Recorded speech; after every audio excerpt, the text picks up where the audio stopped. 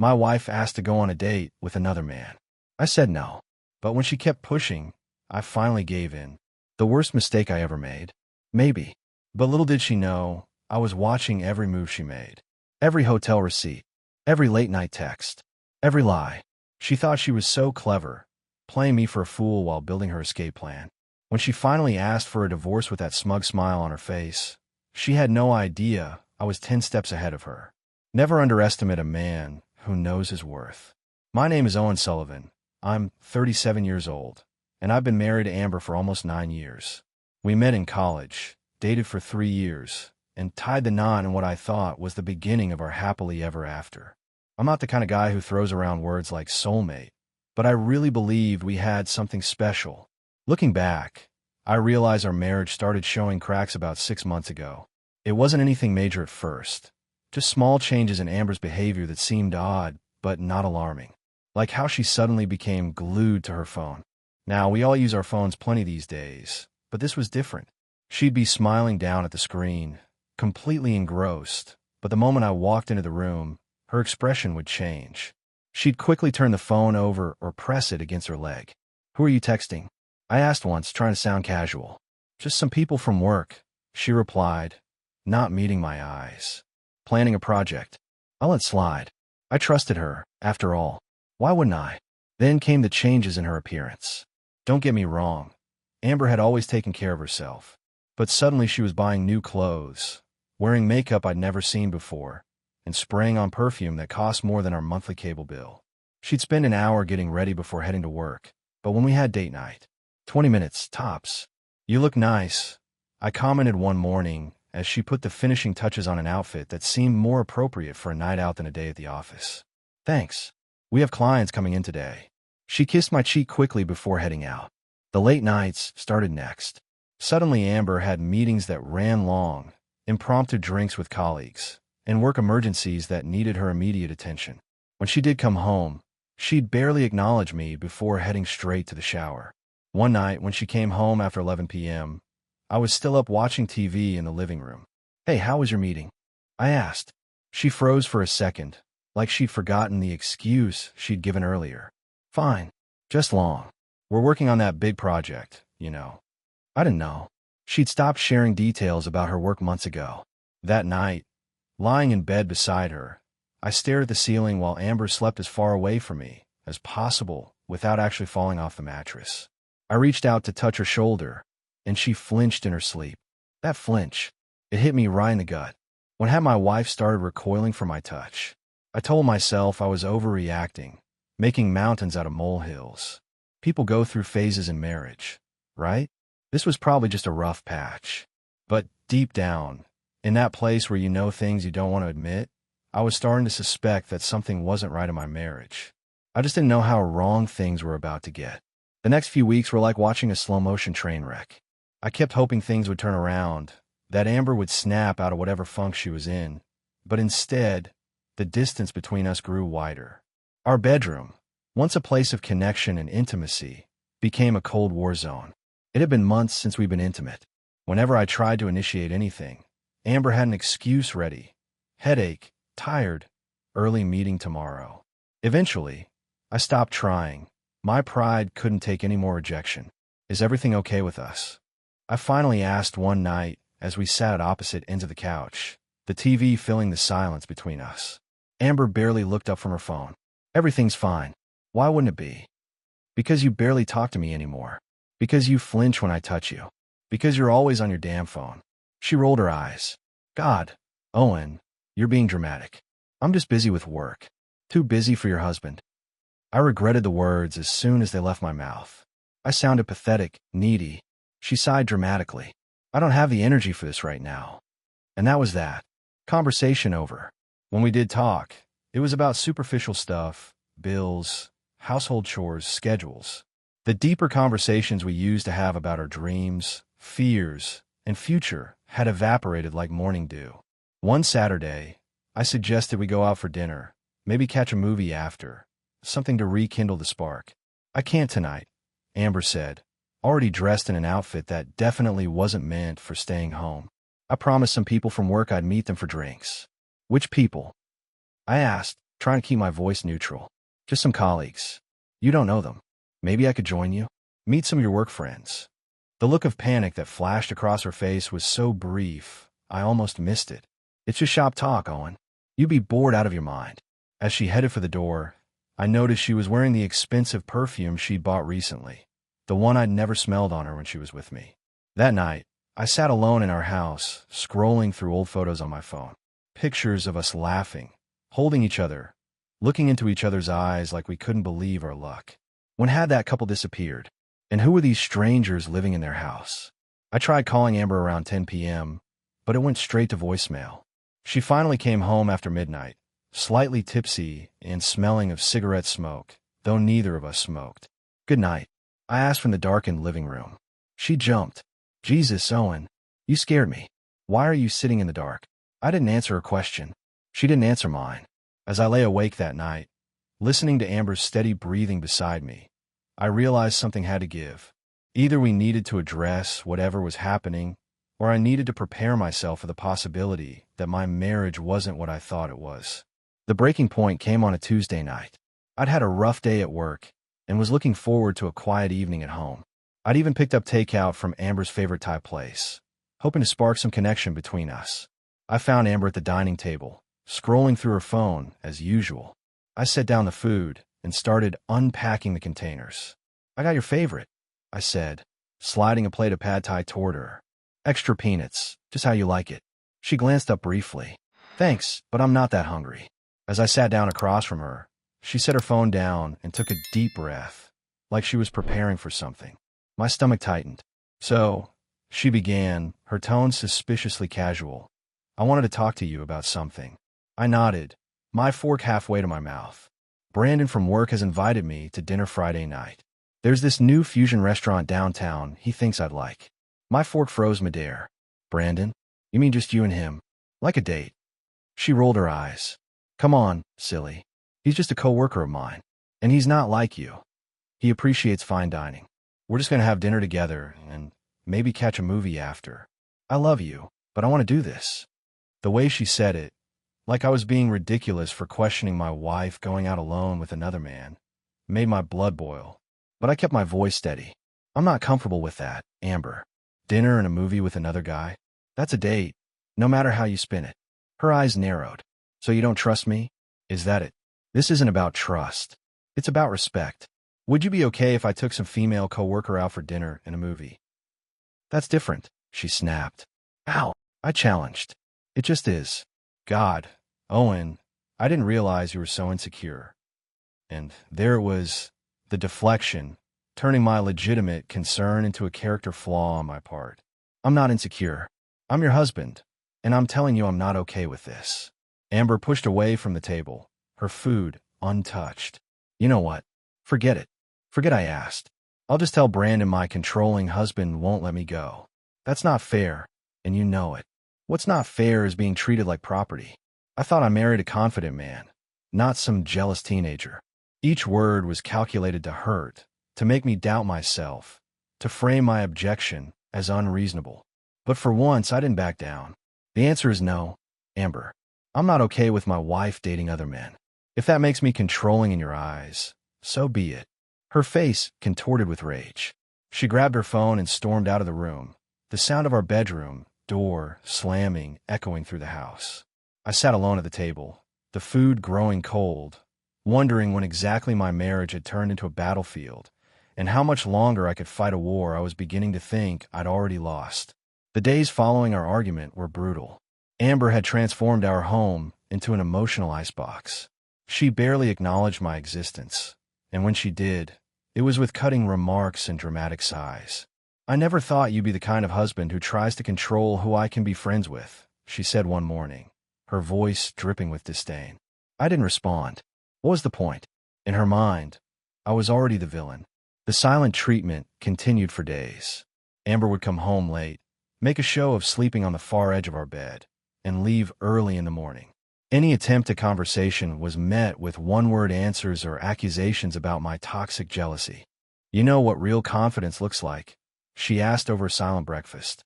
It's trusting your partner enough to let them have their own life. I set down my coffee mug. And you know what real respect in a marriage looks like? It's not putting yourself in situations that make your spouse uncomfortable. She rolled her eyes and muttered something about outdated thinking. After a week of this treatment, I was exhausted. The constant tension, the subtle jabs, the feeling of walking on eggshells in my own home. It was wearing me down. Maybe I was being unreasonable. Maybe I should just let her go to dinner with this Brandon guy and be done with it. But a voice in my head kept warning me, this isn't normal. This isn't how a committed wife behaves.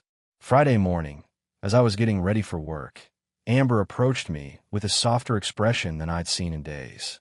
I've been thinking about our argument, she said, perching on the edge of our bed. And I think we both overreacted. I waited, suspecting there was more coming. I don't want to fight anymore, Owen. It's stupid. We're adults, and we should be able to have friends without it turning into this big thing. I agree that we shouldn't fight, I said carefully. But my feelings about you going on a date with another man haven't changed. Her face hardened for a moment before she forced a smile. What if I promise it's just dinner? No movie. I'll be home by 10. I studied her face, looking for sincerity, but finding only determination. She wasn't asking anymore. She was telling me in the gentlest way possible that she was going, regardless of how I felt. Do whatever you want, Amber, I finally said, too tired to keep fighting. You're going anyway. Her face lit up with victory, poorly disguised as relief. Thank you for understanding. I promise it's no big deal. As she bounced out of the room, already reaching for her phone, I had this sinking feeling that I'd just failed some kind of test. I'd given in not because I was okay with it, but because I was too exhausted to keep fighting. That night, as I watched Amber get dressed for her non-date, new dress, full makeup, hair done perfectly, I realized something important. This dinner wasn't the real problem. It was just a symptom of something much worse. Sometimes the universe has a way of handing you the truth when you least expect it. That's what happened to me the morning after Amber's dinner with Brandon. She didn't come home by 10 as promised. Not even close. I tried calling her around 11, but it went straight to voicemail. She finally stumbled in after midnight, slightly tipsy and wearing a guilty smile. Sorry I'm late, she mumbled, dropping her purse on the counter. We lost track of time. I just nodded, too exhausted to start an argument that would lead nowhere. The next morning, Amber slept in while I got up early. I was in the kitchen making coffee when I heard her phone buzz on the counter where she'd left it charging overnight. A notification appeared on the screen. Brandon, last night was amazing. Can't wait to see you again. My hands froze around my coffee mug. A part of me wanted to ignore it, to pretend I hadn't seen it. But I couldn't. This was the confirmation I'd been dreading. With shaking hands, I picked up her phone. To my surprise, it wasn't locked. Maybe she'd been too tipsy to remember, or maybe she'd grown careless, confident that I wouldn't invade her privacy. I scrolled through her messages with Brandon. What I found made me sick to my stomach. Flirty exchanges, plans for their dinner, explicit messages about what they wanted to do to each other. This wasn't a new work friendship. This was a full-blown affair. There were photos too. Nothing explicit, thankfully, but selfies of them together at restaurants, at a park, even one in what looked like a hotel room. The timestamps showed this had been going on for months. What are you doing? I looked up to see Amber standing in the doorway, her face pale. Finding out the truth, I said, my voice surprisingly steady despite the earthquake happening inside me. You went through my phone, she gasped, outrage replacing guilt on her face. How dare you? How dare I? How dare you, Amber? I held up the phone. You've been sleeping with this guy for months, lying to my face, making me think I was crazy for suspecting something. She lunged for the phone, but I held it away. It's not what you think, she said, switching tactics, her voice softening. Really? Because I think you're having an affair with Brandon, and I think you've been gaslighting me to cover it up. Owen, please, let me explain. Explain what? That you've been fucking some guy from work while telling me I'm controlling for not wanting you to have dinner with him? What possible explanation could there be? Tears filled her eyes, whether from genuine remorse or from being caught. I couldn't tell. I was going to end it, she whispered. It didn't mean anything. Those words, the classic cheater's defense, snapped something inside me. I handed her back the phone. Pack a bag, I said quietly. I want you out of this house by noon. This is my house too, she protested. Then I'll leave. But I'm not spending another night under the same roof with someone who could betray me like this. As I walked past her toward our bedroom, I realized my hands had stopped shaking. The uncertainty that had plagued me for months was gone, replaced by a cold, clear certainty. My marriage was over. I ended up being the one to leave our house that day. Not because Amber had any right to stay, but because I needed space to think clearly, away from her tears and manipulations. I checked into a hotel downtown and took a personal day from work. Sitting on the edge of the hotel bed, I felt something shift inside me. The shock and heartbreak were still there, but something else was emerging. Resolve. Amber had betrayed me, lied to me, and manipulated me. I wasn't going to let her control the narrative any longer. I called my buddy Mike, a divorce attorney. We'd played basketball together for years, but I never thought I'd need his professional services. "I need advice," I said when he picked up. "Off the record for now." 2 hours later, we met for lunch in a quiet corner of a restaurant far from our usual haunts. "Document everything," Mike advised after hearing my story. "Screenshots, bank statements, anything that proves the affair. Start separating your finances immediately. And whatever you do, don't move back in until you've got a solid plan." That afternoon, I opened a new bank account at a different bank and transferred half our savings. I wasn't trying to hide assets. That would bite me later, but I needed to protect myself from Amber emptying our accounts in retaliation. Next, I pulled our credit card statement for the past 6 months. What I found made my blood boil. Charges at hotels, expensive restaurants, even lingerie stores on days when I was out of town. She'd been using our joint credit card to fund her affair. I called our phone company and requested detail call logs. Brandon's number appeared dozens of times, often in hour-long calls late at night or during her work trips. By evening, I compiled a dossier of evidence that would leave no doubt about what had been going on. I sent everything to my personal email, backed it up on a flash drive, and locked in a safety deposit box at my new bank. Amber called 17 times that day. I let each call go to voicemail. Her messages evolved from angry, "How dare you go through my phone?" to tearful, "Please come home. We need to talk," to manipulative, "If you ever loved me, you'll give me a chance to explain." I listened to each one, feeling oddly detached, like I was observing someone else's drama.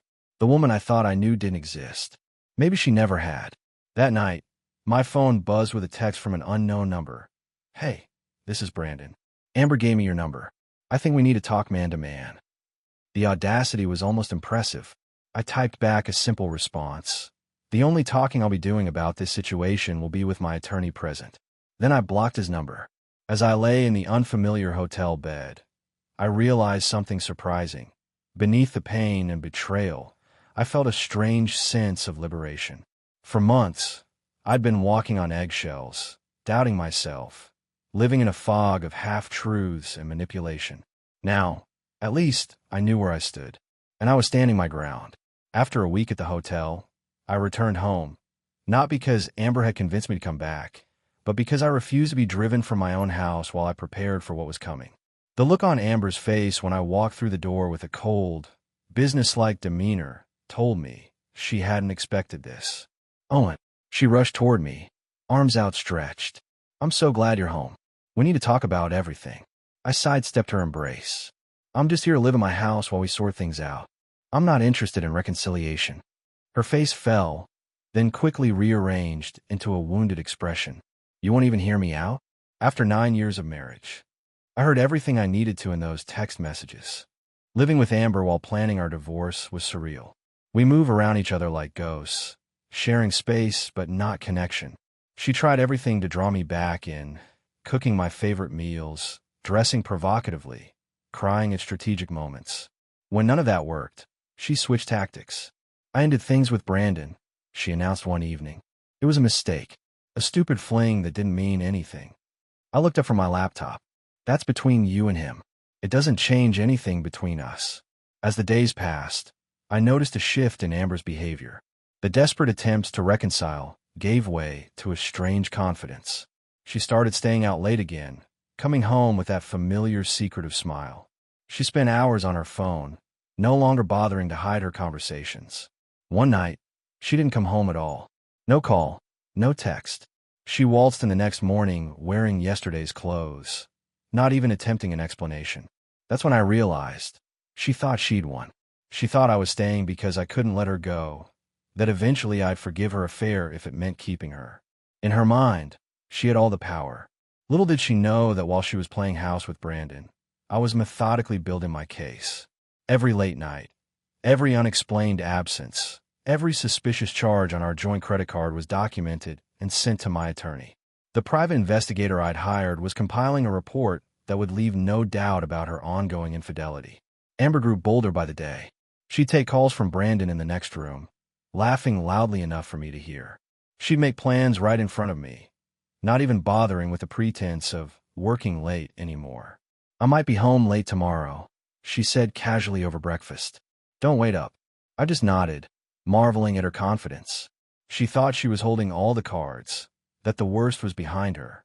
She had no idea that her every move was strengthening my position for when I finally played my hand. Let her think she's won, I thought as I watched her sashay out the door. The overconfident player never sees the checkmate coming until it's too late. It was a Wednesday evening when Amber finally made her move. I'd been waiting for it, sensing the shift in her demeanor. She'd grown increasingly confident, almost cocky, in her comings and goings. Tonight, she'd prepared dinner, a rarity these days, and even opened a bottle of wine. We need to talk, she said as we sat at the dining table, barely touching the lasagna she'd made. I looked up from my plate. About what? She took a deep breath, her expression a carefully rehearsed mix of regret and resolution. I think we should separate. There it was. The bomb she thought would devastate me. Little did she know I'd been expecting it, preparing for it, even hoping for it in some ways. I see, I replied, my tone neutral. Her brow furrowed slightly, clearly thrown by my calm response. She'd expected tears, anger, begging, anything but this composed acceptance. It's just, she continued, recalibrating her approach.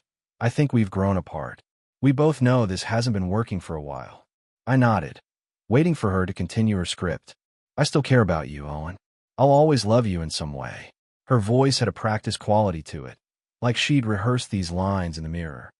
But I'm not in love with you anymore. The classic line. The go-to excuse for every cheater looking for an exit that absolves them of guilt. And you decided this when, exactly? I asked, my voice still steady. She looked down at her wine glass. I've been feeling this way for some time. I just didn't know how to tell you. When you were sleeping with Brandon, perhaps? Her head snapped up, eyes flashing with momentary anger before she composed herself. That was a symptom, not the cause. Our marriage was already in trouble. I almost laughed at the audacity. Her affair wasn't the problem. Our marriage was.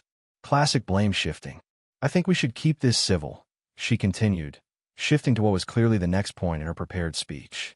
We can split everything fairly. No need for drama or expensive lawyers. And there it was, her endgame.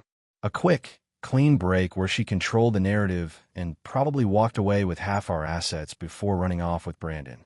Whatever you think is best, I said mildly, taking a sip of wine. Relief washed over her face. She'd expected resistance, arguments, accusations. My apparent surrender had caught her off guard, but in the most welcome way. Thank you for understanding, she said, reaching across the table to squeeze my hand. I knew you'd be reasonable about this. I let her touch me, fighting the urge to pull away. Let her think she'd won. Let her believe this would be quick and painless, on her terms. As she cleared the dishes, humming softly to herself, I watched her with a detached curiosity.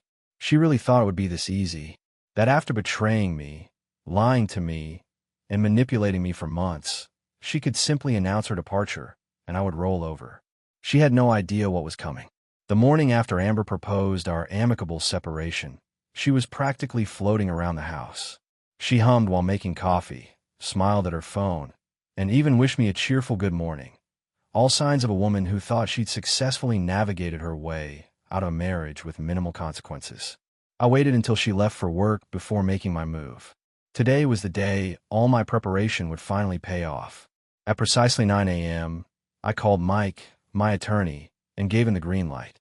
By 9:30, the divorce papers were being delivered to Amber's office, not by a process server, but by Mike himself. The papers included full documentation of her affair with Brandon, complete with timestamped photos, text messages, and hotel receipts.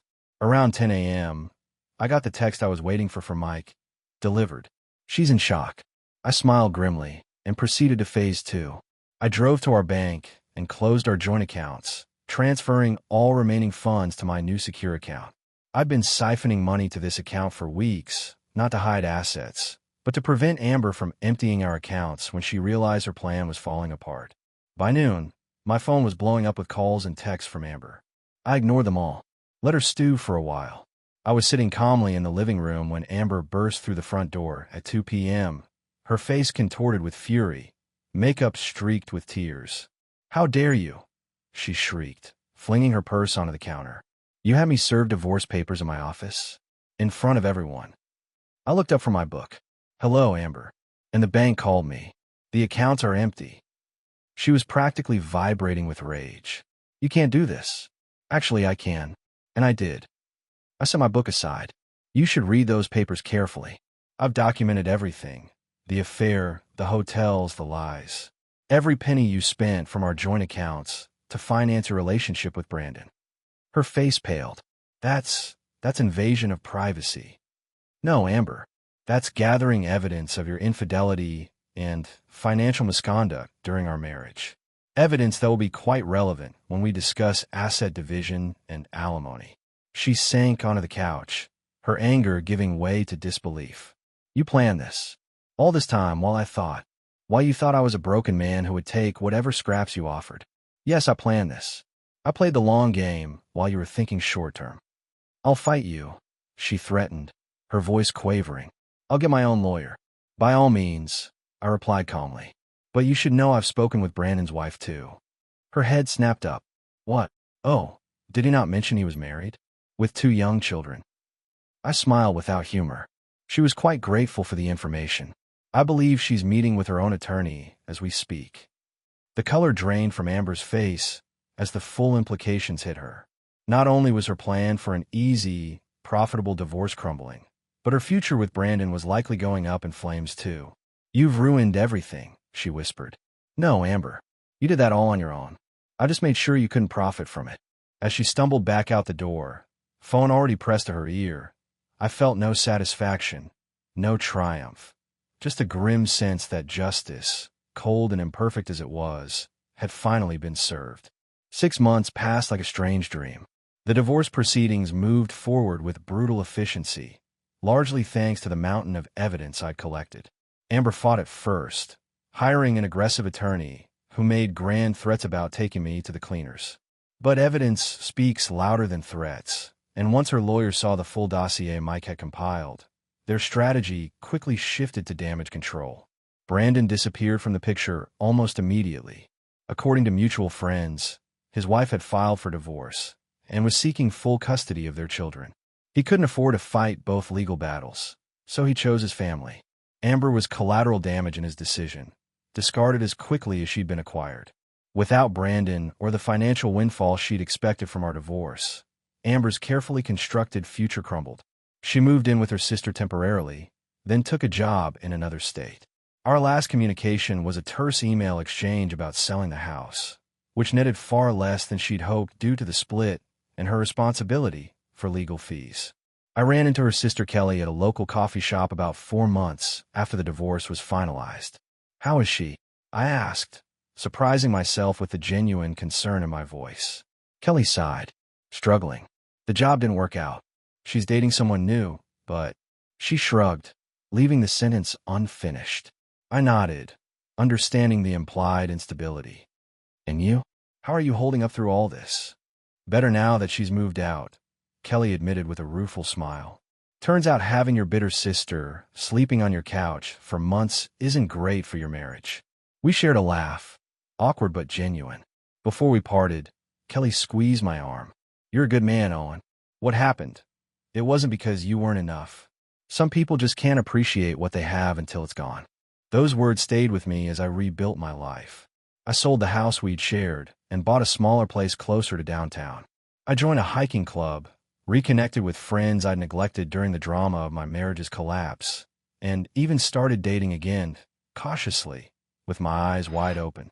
Sometimes people ask if I regret how things ended with Amber, if I wish I'd confronted her earlier or tried harder to save our marriage. I always give the same answer: no. What I regret is not trusting my instincts sooner, not recognizing the red flags for what they were. But the ending itself, that was inevitable from the moment she decided to betray our vows. The most important lesson I learned wasn't about Amber or marriage or even infidelity. It was about myself, about finding strength I didn't know I had, about standing firm when it would have been easier to crumble, about refusing to be a victim of someone else's choices. That's the thing about betrayal. It can break you, or it can forge you into someone stronger than before. In the end, I chose the latter, and that choice has made all the difference.